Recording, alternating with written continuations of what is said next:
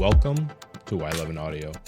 I'm Alex Alvarado, and thank you for listening. This is Ypsilanti's College Football Podcast. You can read Ypsilanti's College Football newsletter at y11.com. It is UMass week. I'm recording on a Wednesday. This should be published on a Thursday. And today, either by the time you listen to this, maybe a little bit afterwards, assuming you listen to it as soon as this is published, which I know all of you are, I should have a preview for this game up. So yeah, go ahead and do check that out. I'm going to start incorporating a lot of more video to my game previews. I wanted to start doing that moving forward. I spent a lot of time doing that to make sure that, things that I wanted to do, I just wanted to make sure like it all looked the way I wanted it to, and that I'm proud of the way it turns out. I think it'll be really, really good, and I think it's definitely going to add a lot of value to these game previews, because we can talk about players and stats, and I can kind of paint a picture for you, but if you're anything like me, I also have to see what's going on at the same time.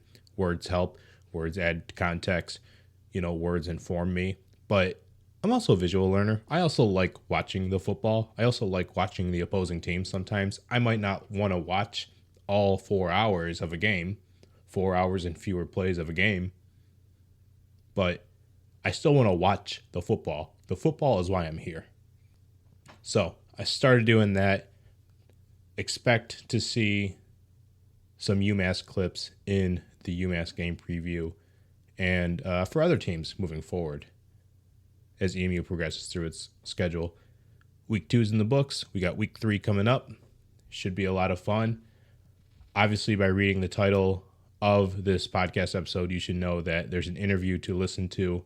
Another writer from the 247sports or 247sports, however you want to pronounce that network. Michael Traini, also a former hustle belter. So it was good to hear from an old friend. He's been keeping up with UMass ever since I met him. Obviously, at the time, UMass was a MAC school.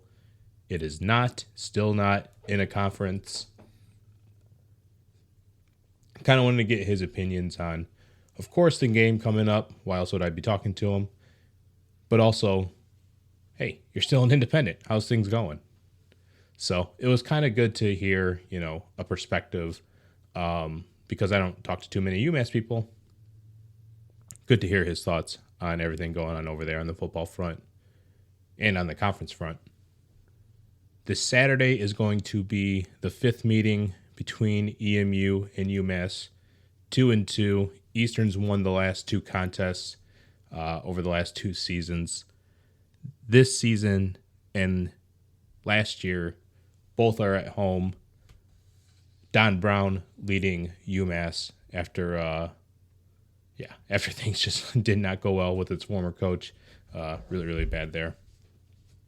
UMass, even though it is perennially the 130th through 133rd, since FBS is expanding, let's call it the 130th best college football team in America perennially ever since it made the jump.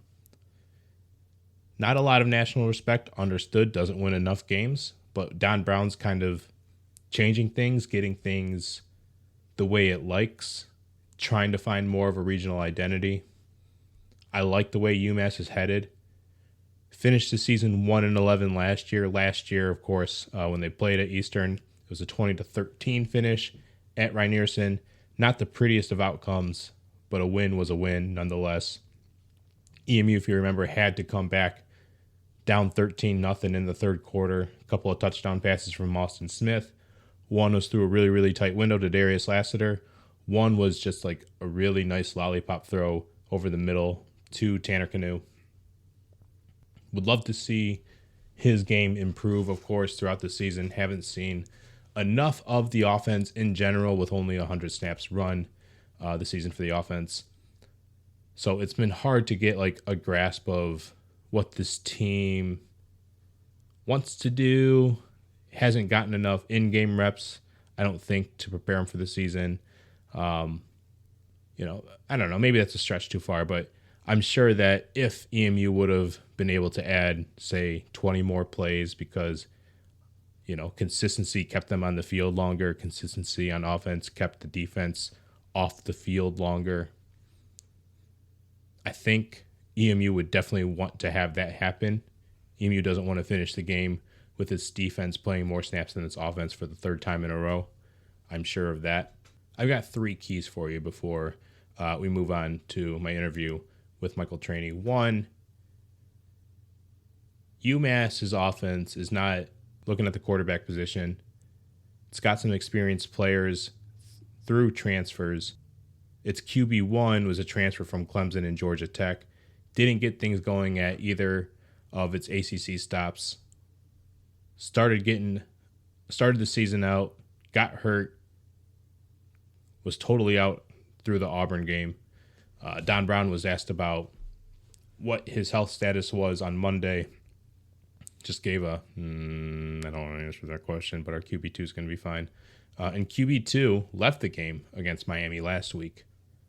Either way, the quarterbacks should be much more improved than what it showed last year. The starting quarterback that Eastern saw last year, they'll see him again, but as a tight end, wide receiver, one of those. It's an improved spot. The offense itself is just growing as a whole because of the transfer portal. It got, some pretty good players that didn't get to break through at their previous stops and are now getting a shot at UMass. That's what that thing is for. And UMass is benefiting so far, so long as these guys can kind of stay on the field. But when they run their plays, there's a lot of pre-snap motion. They love to use that to create advantages against defenses. In EMU, for that reason, they have to, 1, stay communicative and play assignment-driven football. If that is the key, if to make sure that they're winning the football game preparation-wise at the time of the snap, I think they'll be set up for good chances defensively. But there's not going to be a lot of room for mental lapses because UMass doesn't just, slide across the slot receiver from one side to the other. They do a lot of creative things. They do a lot of creative things with its motion, especially if they're doing a receiver number 1, if we're going from counting from the outside in, a receiver 1 becoming a 2, and then running a route back to the outside while the 2 stays skinny and goes. The former 2, now the 1 stays skinny and goes up the middle. They did a touchdown play off of that. You'll see that in the preview if you read that, and that's kind of hard to visualize after me saying that. The defense, they do a good job of communicating, staying on the same page, but that's going to be the key of this game when UMass has the ball.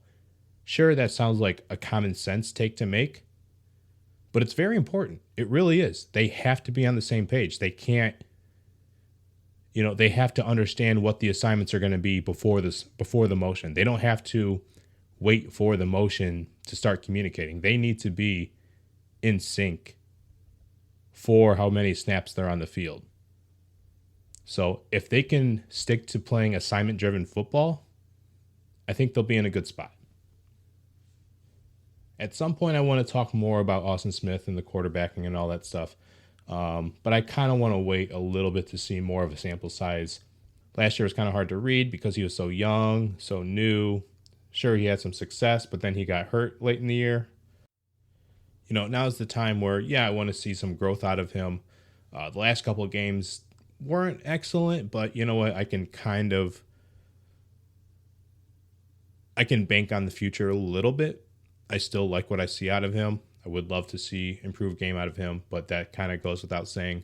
For this game specifically, though, for UMass, because the Austin Smith situation I shouldn't say situation, but his play will be, obviously, as the quarterback, a focal point for the whole season. But for this week, I really want to see a breakout receiver happen.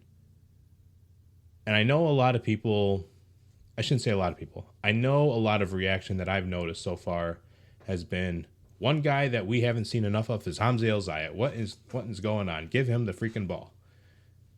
And I don't know how many times I have to say this, but I'm going to say it for a 50th time. Eastern's only run 100 plays. And they can't give him the ball a ton. There were some plays where he actually could have come through better on offense. For as good as he's done on special teams, think he's had one, maybe two drops. I'd have to go back and check if the second's real, but I can definitely think of one off the top of my head. And you know what? He doesn't, like Canoe, doesn't possess a ton of size. So there's already like a physical mismatch against some defenders. Yeah, I'd like to see him going too.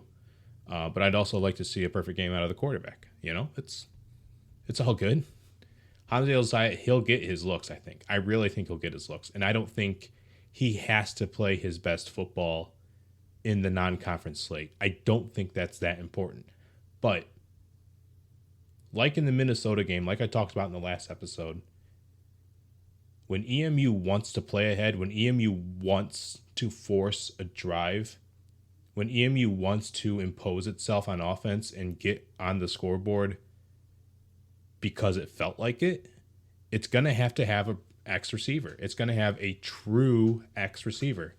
It doesn't have to be a guy with a lot of size. It doesn't have to be Darius Lassiter size. If you watched UMass play last week, which that game took forever, but it is worth a watch because they played Miami. And wow, that Gage Larvadane, that receiver, Southeast Louisiana transfer, not a huge dude, tore it up. He tore it up against Miami too. That guy is already on pace to be like the max number one offensive player this year. Easily. Like that guy tore it up. Like 273 receiving yards, 3 touchdowns. Dude is electric out there. I don't know if EMU has that same caliber receiver right now. I don't know yet. I think they have, and as I've already said, they have a ton of potential. They have a lot of guys that they believe in, that I like personally too.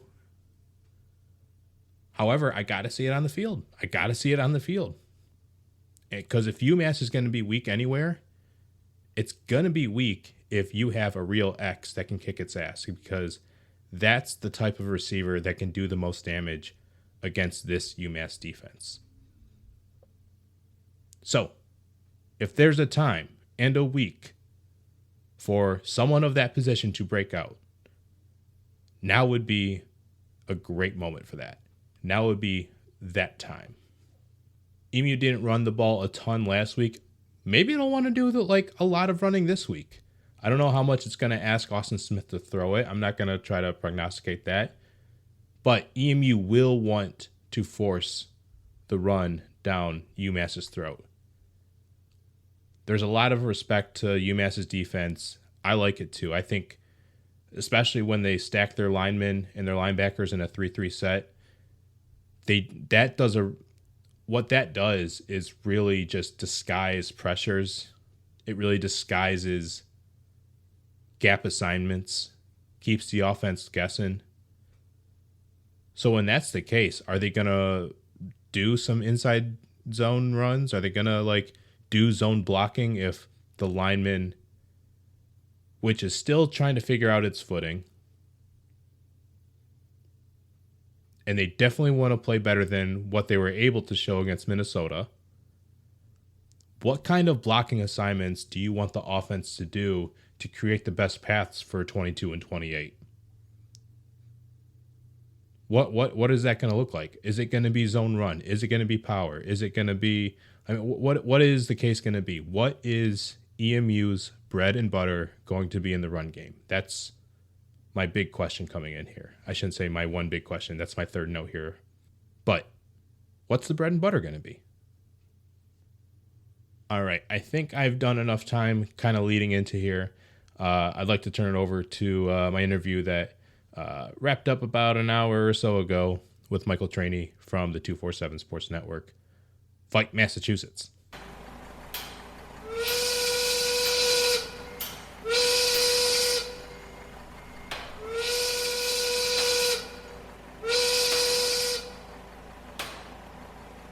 And now joining us is Michael Traini of Fight Massachusetts of 247 Sports.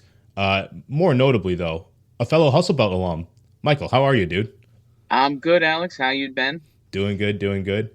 Obviously, reaching out to you for, I've known you for a minute. I trust your work with covering UMass. Not an easy program to do it in. I understand, trying to cover a team that doesn't have, as much publicity. I mean, EMU not as much as UMass. You guys actually do have a pretty good rotation of guys out there. What has been generally, your time covering UMass? What has it been like, and how has it been lately now that Don Brown is entering year number two? Yeah, I mean it's interesting because I do this as a hobby. This isn't my full-time job. It For sure, wasn't when same. I started at Hustle Belt with you and everything. When UMass was still a member of the MAC, the good old days for FBS football at UMass. It's been interesting. It can be difficult for sure to do it. The lack of coverage is sort of not unexpected given UMass's struggles since they moved up, but it for me it's fulfilling. I enjoy doing it. It's a lot of fun to follow a team you support and everything. Or yeah, I'm an alum of the school, so I've enjoyed doing it. And it's Don Brown's return certainly has piqued more interest in the team. Last year was a tough year just to get himself, resettled at UMass and install his his systems, culture, the whole nine. But this year started out anyway, looking like it might really be a little bit different, which UMass fans haven't seen. And hopefully they will be able to continue on that path. We'll see. They've lost the last two, but they've got a pretty manageable schedule, so we'll see how it goes. But yeah, Don's return has definitely invigorated the fan base a little bit. He's a very popular guy both in Massachusetts and in the UMass sphere, considering the success he had at the school, and he does have a real affinity for UMass, which is good. When UMass was in the MAC, the record went 8-40, not great. Since it left the MAC, 14-53. A lot of moving parts, of course. We don't have to go down, the rabbit hole of explaining everything there. But as it's trying to UMass, as it's trying to walk and exist as a college football program, trying to find an identity with Don Brown, which obviously is invigorating more, like you said, attention, more clamor. The results aren't there yet, but we think they might be there. But still, as a whole, UMass, is in the same world that the MAC is in. It's the same world that Eastern's in. Watching the Big Ten, the SEC, the Big 12 rise and the Pac 12 kind of fall apart. But as UMass is trying to find an identity, how is it? How is it doing? What are its moves? What is its kind of expectations for the future? Yeah, I mean, it's certainly looking to try to find a conference home. It's been difficult for the football program since they left the MAC. At the time when the MAC kind of called in the clause that UMass would have to join in all sports or leave, the Atlantic 10 was a different conference. That's UMass's primary conference still, but it was probably the best mid-major basketball league in the country. It was a multi-bid league for the NCAA tournament, at least 3 or 4 bids every year for teams. And it is slightly, and I stress slightly, more regional for the University of Massachusetts, given some of the other teams in that league that they can bus their non-revenue sports to. So at the time, they decided not to go to the MAC, and I think hindsight being 2020, they probably regret that decision now. The current athletic director, Ryan Bamford, he came on to UMass after that decision was made, so he didn't make the decision to leave. His predecessor, John McCutcheon, did, and John McCutcheon was not a very good athletic director. He pretty much made mistakes at every turn. And it seems like leaving the MAC probably was one of them, because if UMass was still in the MAC now, it would be a much different story for their football program. I don't doubt for a second that they would have already made a bowl game. They would have already had bowl eligible seasons, but they've been trotting this independent path, and it's very difficult for them. It's tough to get games. It's tough to get home games. There are fewer and fewer independents now with Conference USA grabbing up Liberty and New Mexico State and all this expansion going on. And there really just isn't a place for UMass right now because most conferences want them in all sports, and UMass is hesitant to do that. They want to try to find a football only conference and stay in the Atlantic 10. One man's opinion, I think that's a mistake. Misplaced loyalties. The Atlantic 10 hasn't gotten UMass anywhere in the last decade, and they should be looking for a place, whether it's the MAC or the American Athletic Conference or something, where they can move their entire athletic department to help support football. Basically, right now, what they're doing as an independent is they need to they need to show that they're a worthwhile commodity for something like that. Any conference isn't really going to look at them and say that they're someone they want to bring in. The American has a chance to take another team because they're losing SMU, and all signs point to it being Army as a football only member. And really, with Conference USA's new grant of rights, Army and UMass were about the only two teams that the American could even look at to take. And there wasn't even a thought in the world that they would look at UMass. It was always just, well, we'll take Army as football only. So they're in a difficult position, and they need to win some games and show that the football program's a viable commodity. This year is hopefully going to be that year. They've got one win under their belt. They've got a manageable stretch of their schedule here. They've got some tougher games towards the end, but the program's own stated goal is to be bowl eligible this year. We'll see if they can make it. I myself picked them to be about 4-8 this year. So, but even that is still legitimate progress from where they have been over the last 5 years, especially during the Walt Bell disaster that he was the coach before Don Brown. Mm-hmm. So they're just kind of plugging along. They're trying to change the narrative about UMass being kind of a doormat, and so far it seems to be working a little bit. Even though they're 1-2 right now, they really haven't. I mean, aside from playing a team like Auburn, which you can't really get around that, they've had a couple of competitive games and a win, so they're trying to build that momentum. Yeah, I think you kind of answered one of my next questions. I was going to ask what are kind of the goals for UMass, and I'm curious about that. When I do conference previews, go to Mac Media Day, half the time I just won't even ask, what are your goals? Because I know what it is. You want to win the MAC championship in December. But if you're UMass, you don't have a MAC championship game to look forward to. You have 12 games and hopefully that 13th. Is it really just upsets and getting to a bowl game that kind of highlight the seasons going in year in and year out for UMass now that it's an independent? Pretty much. I mean, the bowl eligibility thing is it. I mean, that's why you're in FBS in the first place, to play in bowl games. So they haven't had the chance to do that yet since they moved up. It's been over a decade now. And as I mentioned, it's been a struggle. So as an independent, the goal is to win 6 games and be eligible for a bowl. And the way college football works now, it's almost like that they'll find a way to get you into a bowl if you're 6-6. Not always, of course, but in a lot of cases, there's so many bowl games that's the avenue UMass needs to take. So it would be basically to potentially pull a big upset. They're not really in that position quite yet, but bowl eligibility and potentially a bowl win, that is the goal right now. Without a division championship or a conference championship to play for, that's what you shoot for. Basically, that's it. And winning some potential rivalry games that you have on the schedule, like they play UConn. Beating UConn is always a good goal for UMass. But yeah, it's all about going to a bowl. It doesn't matter where it is. They do finally have a secondary bowl tie-in agreement with ESPN events. So the bowls that ESPN owns and operates, UMass has an official avenue to get into those bowl games now.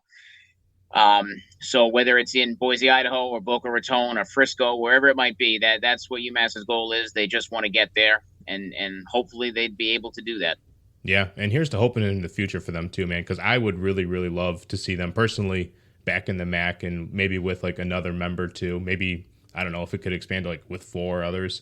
I don't know, but we don't need to go down that. I think we spent enough time on what we hope or wanted to see out of the future from them. Looking at the game this weekend, trying to focus on both sides of the ball, offense, defense for UMass.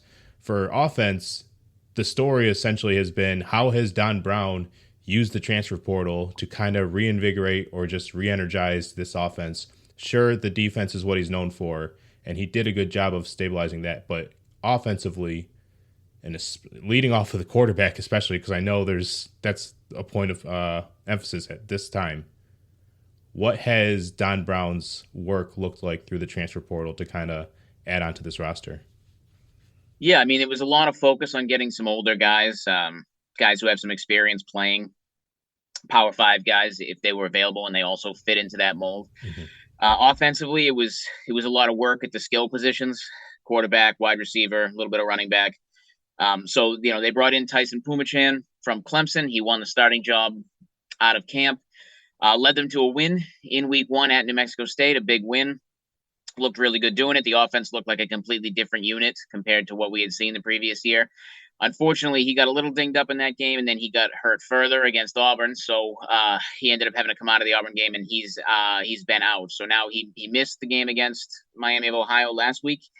He's not set to play this week. It looks like it's going to be Carlos Davis, who was a transfer up from Western Carolina with 1 year left. He started against Miami, came in relief at Auburn. They're similar quarterbacks, not quite the same, but they added those guys. They added like Christian Wells from App State. They added Mark Pope from Miami and Jackson State. They added Anthony Simpson from Arizona at wide receiver. So it was basically just really getting more depth and talent at the skill positions and more experience. And they've shown that the guys that they've brought in really fit the offensive design that Steve Casula, who's the offensive coordinator, is looking to run. Last year, Casula installed the offense, but it was more of a square peg, round hole situation. He didn't really have the horses to run the offense the way he wants to. And as a result, it was 1-11. It was a tough year for UMass. This year, they went and found guys specifically at quarterback who fit the system much better, who can be a designated ball carrier 10 to 12 times a game, who can pass a lot better, who have the ability to scramble and extend plays with their legs. And that's what both Davis and Pumachan can do. It's unfortunate Pumachan's hurt, but Davis doesn't run quite as much, but he's probably a little bit better passer. So you might see UMass do a little more work through the air against Eastern Michigan coming up. But they'll still run the ball, and it'll be interesting to see how they do on the road in Ypsilanti.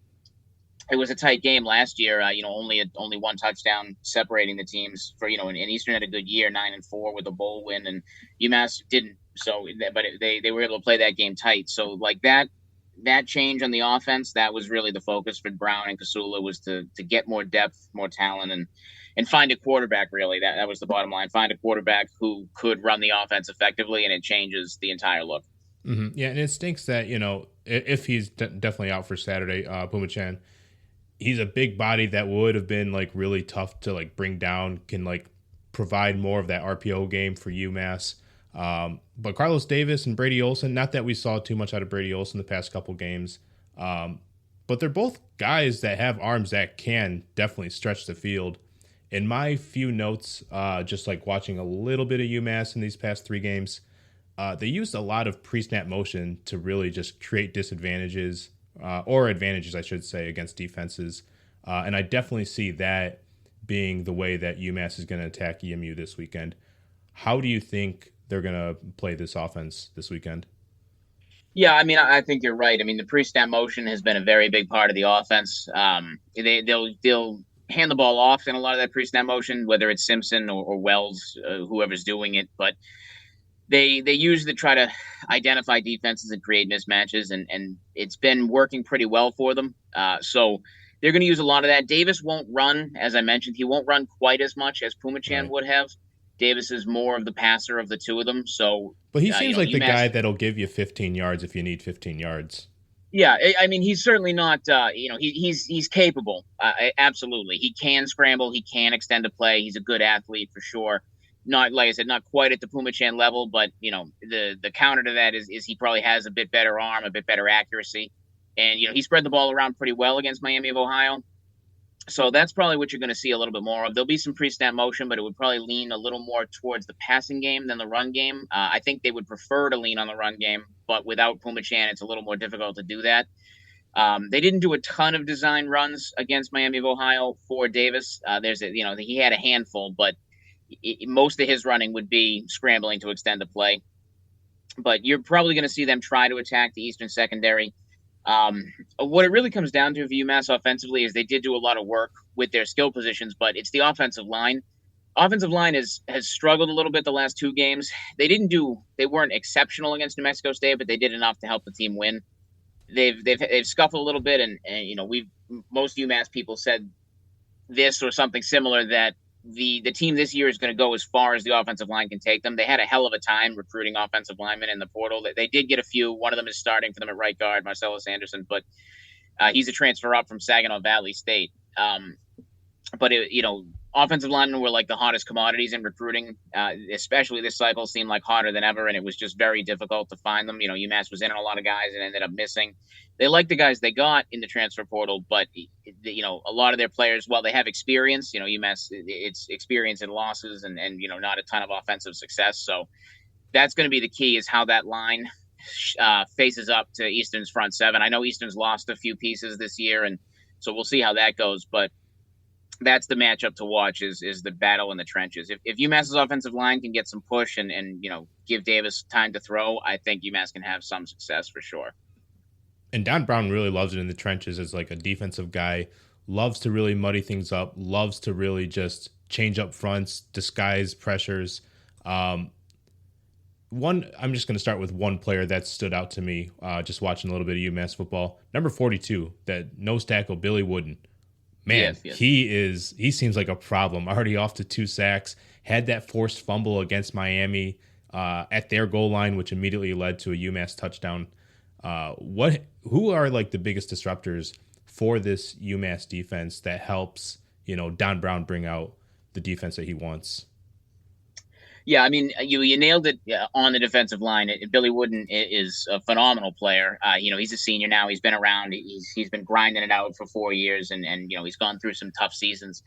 But he's a very good player. He's a guy who really can, he's not the biggest nose guard. He's not like a 6'5", 330-pound nose, but he's very good with his hands. He has good explosiveness off the ball, and he's the guy that ends up kind of demanding a double team from the opposing offensive line. Otherwise, he can really create some havoc inside.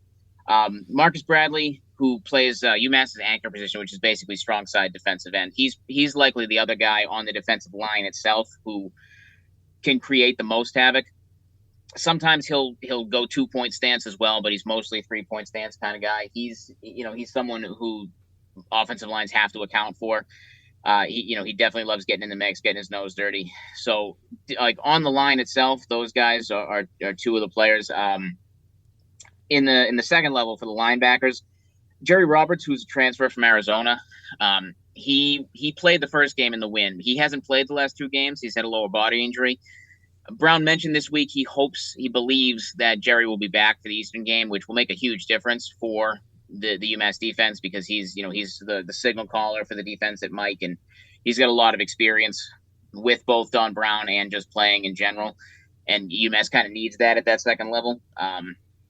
So hopefully, that's a big difference there. If Roberts is out again, that'll be another blow to the UMass defense. And then in the secondary, they're difference makers, havoc guys.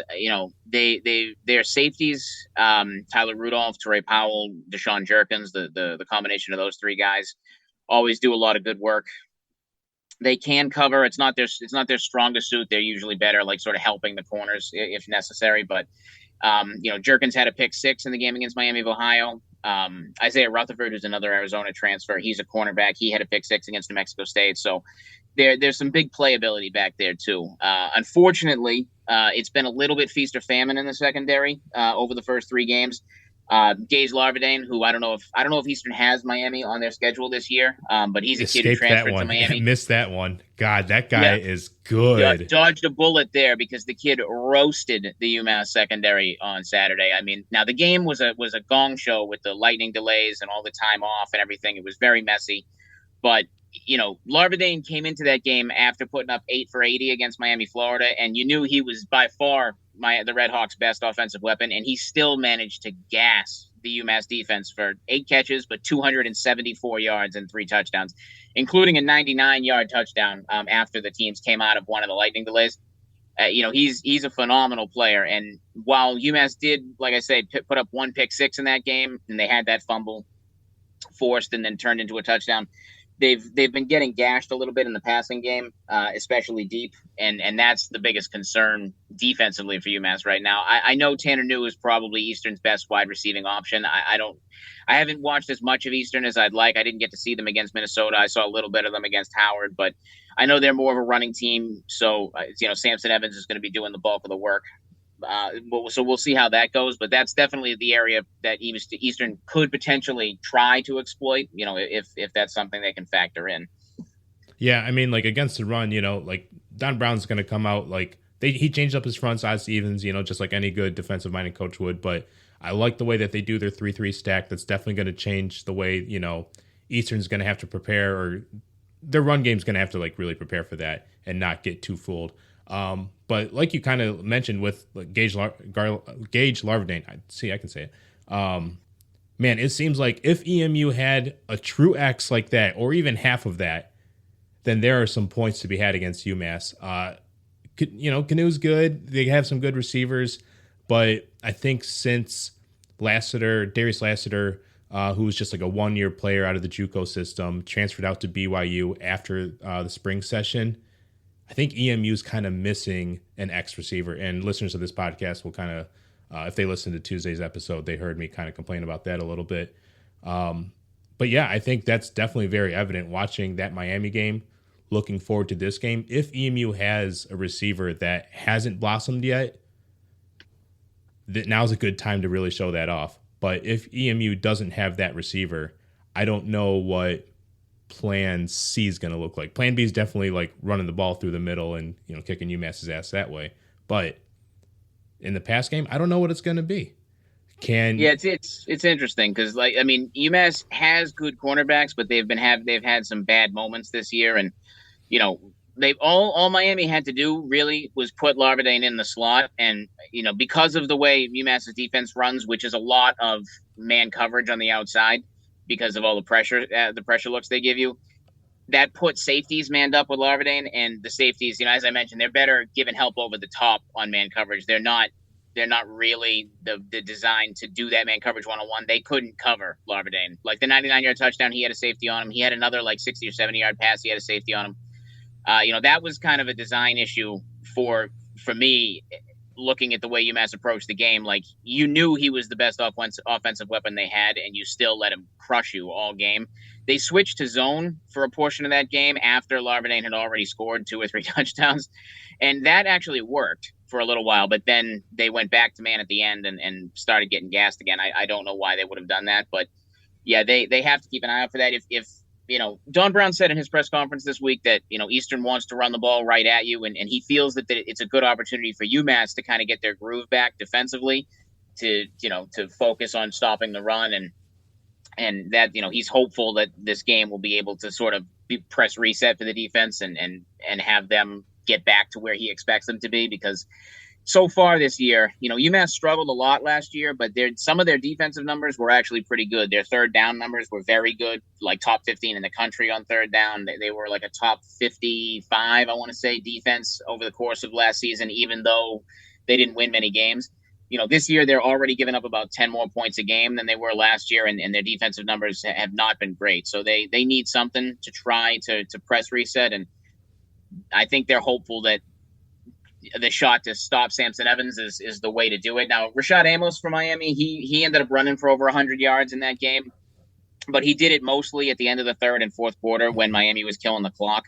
I mean, full credit to him. He did a great job. He was a load to bring down. He's a huge kid, but I mean, Samson Evans is in a similar mold, so there's definitely opportunity there if the line for Eastern can open up some holes that Evans could have some success for sure. Really quickly on special teams, only one question on them, because EMU's defense, and not that it's to any surprise from the Minnesota game if people follow Eastern's defense, but when the ball gets into the red zone, man, they get after it, and man, Eastern's defense plays fast and smart and usually ends in stops. Not always touchdowns, of course, against Minnesota. 6 trips to the red zone, 5 scores, 3 of them were field goals, 2 touchdowns. One of them could have been a touchdown. One more touchdown could have been added if they really wanted to. But I digress.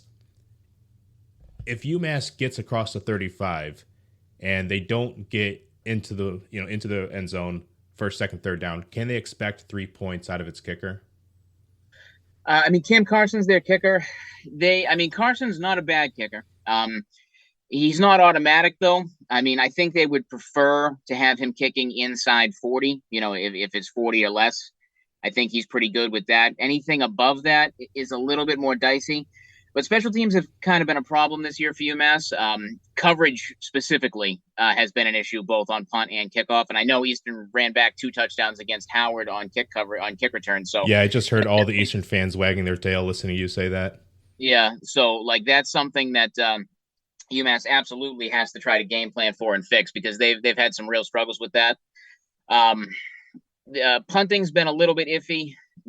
But yeah, field goal. I mean, out of all their special teams sections, the field goal kick has probably been the best. There's been a couple of misses, but they were both, I think, 40 plus. They missed one against Miami that was well over 50 that came up short. It was on target. It was just short. And Carson missed one against Auburn too. But I mean, anything inside 40, that should be 3 points for UMass. Anything 40 to like 48 or so, that's more of a coin flip. So UMass, whenever they get into the red zone, they're going to have to do everything they can to try to get six. But much easier said than done. But yeah, it's not an automatic 3 points if the kicking team rolls out there, especially if the kick is over about 40 yards or so. One final question, but before that, one final plug for you. Michael Traini of Fight Massachusetts of the 247 Sports Network. Kind of more broadly, more generally, you don't have to give a prediction if you don't want to, or you can if you do. But just looking forward to this weekend, as you get to cover UMass, as you get to cover like the players that are on the field, what are you looking forward to, and what are you kind of hoping to learn? What are you kind of hoping to see out of them? I mean, for UMass, basically, we're hoping to see more of a return to the Week 0 game against Mexico State. Now, I mean, leaving Auburn to the side because that matchup was for the money. Mm-hmm. All G5 teams have matchups like that. It wasn't a great matchup for a number of reasons, so we'll put that to the side. That was always going to be a loss. UMass showed much differently than what we had seen the past 4 or 5 years when they played New Mexico State. They ended up with 41 points. They went on the road and won a game, in the heat. They had to start training camp early. That really, really reinvigorated the fan base, and everyone was kind of behind the idea that maybe this really is different. And, Don Brown's back, and this could be the year because, Brown there's a clip of Brown talking to his team during, I believe, the end of the spring. And he with the rah-rah speech, but basically just telling them, he's like, we're getting bowl eligible. Like that's what we're here for. We want to be bowl eligible. And they picked up that win, and it kind of revamped people's expectations of the season. And you said, well, maybe they really can do it this year because of some of the games they had in their schedule. And no disrespect to Eastern. Eastern's a program that UMass could do well to like emulate as far as their success and getting to bowls and playing in the group of five. But, a bad UMass team went to Ypsilanti last year and only lost by 7. So they were hopeful that this year with a new offense, they could potentially go up there and it could be a different game. But these last 4 games, the game against Miami plus Eastern here, then the next 2 games are also at home against New Mexico and Arkansas State, who are both terrible. UMass just needs some wins. Like if they want to make this bowl thing happen, they've got to win some games, and they have to really show that this is a different program and a different team than what they have been used to, not only for the last several years, but for the entirety of the FBS era. Because most of the time in this FBS era, when presented with a challenge, UMass has not been able to rise to meet that challenge on the field. Occasionally they did, but like 9 times out of 10 they didn't, and it's obviously kind of stacked up and been difficult. So this week you're looking for a team to really kind of press reset, forget about that loss to Miami of Ohio, and try to get back on track and go on the road again and see if they can win a game against an institution, especially in terms of football that UMass would like to be on par with. So you look hopefully to get some guys back too from being banged up, but that's what we're looking for is if you're UMass, you want to be able to go on the road and try to steal a win against Eastern, because then you come back home for another couple of games where they could potentially get some more wins, and that really would go the longest way to prove that this is a different team and a different year for UMass. So it'll be interesting. I don't know if they'll be able to do it. I think it's not going to be easy. It never is easy to go on the road, in college football. I mean, until they can prove otherwise, I'm not sure I'd be willing to pick them to win this game, but they definitely should be able to compete in it. So I think they've also scored more points than I expected them to score so far this year. So I think this is probably a tie game where it's like 31-28 or 31-27, that type of game. I'm not going to pick which team right now. I don't know which one's going to end up on top, but I think this game will probably be somewhere like a score like that one. So we'll see what happens. Thank you for listening to another episode of Y11 Audio. If you like what I do, hit subscribe. If you love what I do, all I ask for is $6 a month, and you can get it all at ipsy11.com. I'm Alex Alvarado, and thanks again.